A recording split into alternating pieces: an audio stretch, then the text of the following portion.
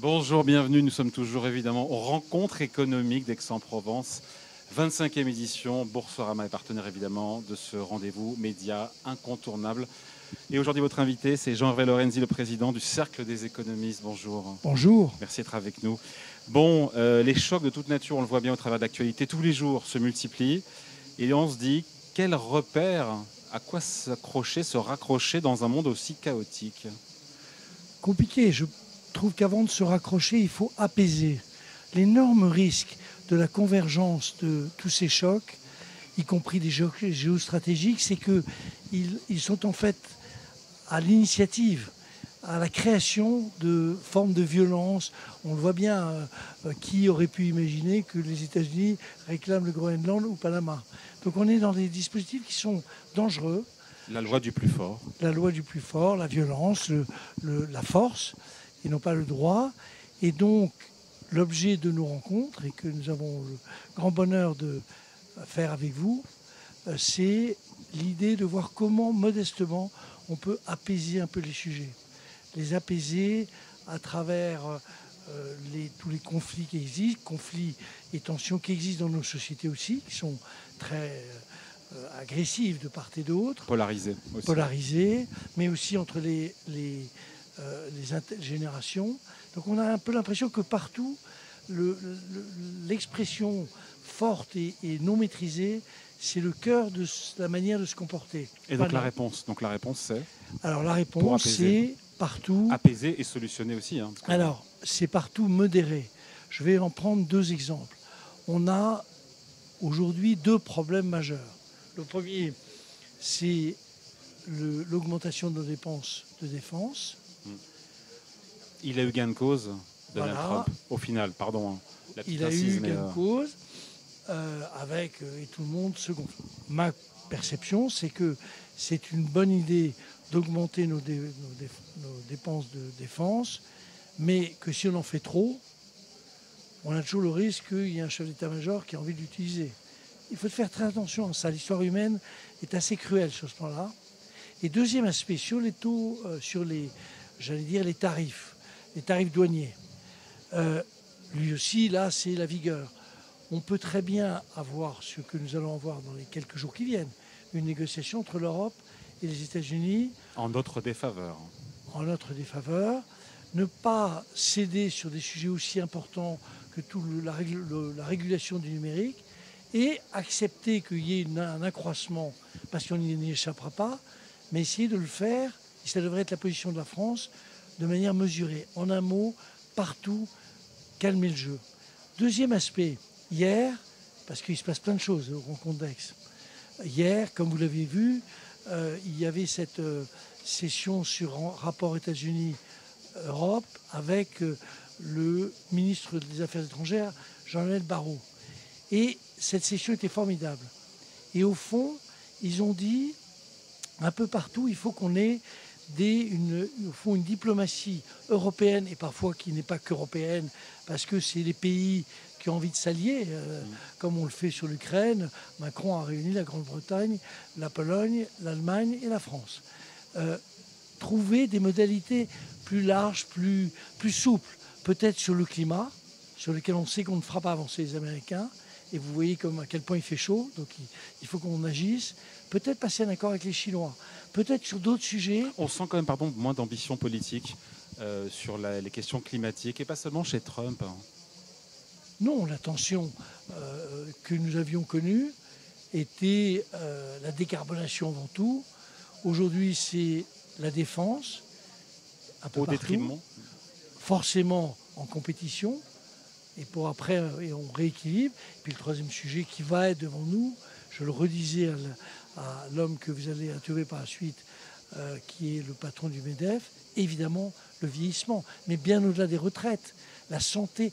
Est-ce que vous imaginez que nous pensons que les dépenses de dépendance et de retraite pourraient coûter au moins 2 fois plus que l'accroissement des dépenses de retraite? Au moins 2 fois plus. Donc vous voyez, on a plein de défis. Il faut les traiter en admettant que c'est des compromis, en admettant que on n'est pas forcément en conflit, mais qu'il y a des concurrences, qu'il faut trouver des équilibres. On ne peut pas décarboner et laisser tomber complètement les vieux ou notre défense. Il faut trouver tout ça. Jean-Hervé Lorenzi, vous parlez des Américains. Trump et la Maison-Blanche répètent régulièrement leur volonté d'avoir un dollar plus faible. Est-ce qu'il n'y a pas ce risque à un moment donné, parce que le dollar a baissé, mais pas dans des proportions non plus démesurées. Il était d'ailleurs assez fort avant l'arrivée de Trump. Mais est-ce que ça ne peut pas, à la longue, abîmer, altérer la confiance des investisseurs et peut-être aussi déstabiliser d'une certaine façon le système financier mondial? Il n'y a pas un risque? Mais c'est pas un risque, ça va avoir lieu. Non mais attendez, café, hein. Je ne vais pas jouer Madame Irma. Madame Irma, mais ça va évidemment avoir lieu. Est-ce que vous imaginez un instant, cher ami, que dans la compétition entre la Chine et les États-Unis, qui est quand même le vrai sujet de compétition aujourd'hui, est-ce qu'on imagine... Ils ont conclu un accord commercial, notamment sur les terres rares. Aujourd'hui, et je ne vous dis pas que demain, ce que je vais vous annoncer va avoir lieu. C'est peut-être demain, c'est peut-être dans une semaine, ou c'est peut-être dans 5 ans. Mais évidemment qu'il va y avoir une réévaluation du yuan. Il va y avoir, au fond, un véritable marché du yuan. Sur ce point-là, Trump, parce qu'il y a des domaines où ce qu'il dit est juste, c'est vrai que le yuan est sous-évalué. Et c'est vrai que ça pose un problème aux États-Unis. C'est tout à fait légitime qu'ils le disent. Et donc, il va y avoir un mouvement où le souhait qu'on peut avoir, c'est 3 choses. Sinon, vous allez voir sur quoi on va tomber. Petit 1, le fait que le yuan soit convertible. Et donc, une augmentation de sa valeur. Donc, premier sujet. Pas sûr que les Chinois laissent faire de manière désordonnée. Vous verrez les choses telles qu'elles sont. Vous pouvez noter, c'est aujourd'hui, ça aura lieu. On prend note. Vous prenez note. Deuxième sujet, l'Europe doit fournir des liquidités. Nous avons un commerce, une balance des paiements qui est encore positive. Oui. On ne fournit pas de liquidités et on dit on veut avoir un rôle très important. Il faut que l'euro, pour qu'il soit important, et c'est dans l'équilibre, c'est normal, il faut qu'on ait des équilibres, qu'on fournisse des trucs. Troisième sujet, le plus important, il faut que, à côté de ce qui se passe et qui est dramatique, les déficits américains et la dette américaine, il faut qu'on revienne dans un univers de stabilité et de calme sur ce sujet. Sinon, c'est pas improbable, c'est une certitude. Il y aura une attaque sur la dette américaine. Il y aura un problème. Il y aura une attaque sur la dette américaine si les États-Unis ne règlent pas les équilibres monstrueux qu'ils ont cette année. Ils vont avoir 8% de déficit budgétaire. S'ils ne calment pas finalement l'accroissement inconsidéré de leur dette, et je vous renvoie, vous qui êtes très, très attentif à l'histoire économique, je vous renvoie au 15 août 1971. Nixon, l'annonce, on a complètement oublié, mais c'est aussi important. Tout simplement, on vivait sur une règle qui était la règle sortie de la Deuxième Guerre mondiale, le Bretton Woods s'est arrêté ce jour-là. Et on vivait avec l'idée que tout était réglé par un monde totalement dirigé par les États-Unis.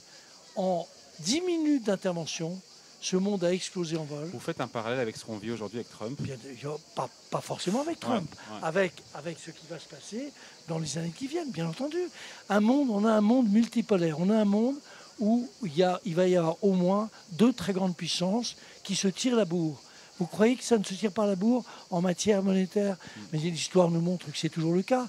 Donc vous aurez à un moment les Chinois qui possèdent une large partie de la dette américaine. Vous croyez qu'ils vont rester comme de paisibles amis?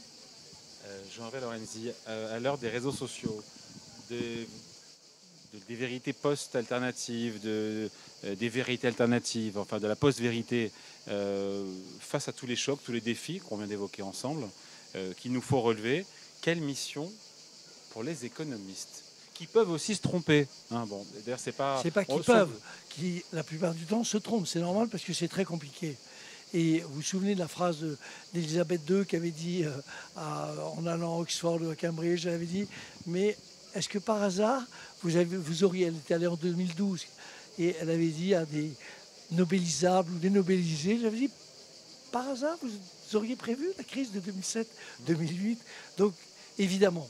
Alors, le rôle des économistes va retrouver de son importance. Je ne dis pas de son lustre, puisque au fond, le sujet n'est pas celui-là, c'est de son importance. Pourquoi? Parce que c'est un monde qui est incompréhensible, qui est complexe. Et il se trouve qu'il faut, avec une croissance mondiale qui va continuer à ralentir, avec une démographie mondiale qui va continuer à ralentir aussi, jusqu'à, comme vous savez, les démographes se trompent aussi de temps en temps, comme les économistes, mais pas toujours. Et ils nous annoncent que le sommet de la population mondiale, c'est entre 2045 et 2050. Tout ça va changer le monde. Et les économistes, il faut qu'ils trouvent des solutions pour arriver à relancer la croissance mondiale. Pour le moment, ce qui peut relancer la croissance mondiale, c'est l'augmentation des dépenses de défense. Ouais. Et donc, ce n'est pas un unique objectif. En tout cas, ce n'est pas ni le vôtre ni le mien. Allez, merci pour cet entretien avec Jean-Hervé Lorenzi, le président du Cercle des économistes. C'est moi qui vous remercie. Merci.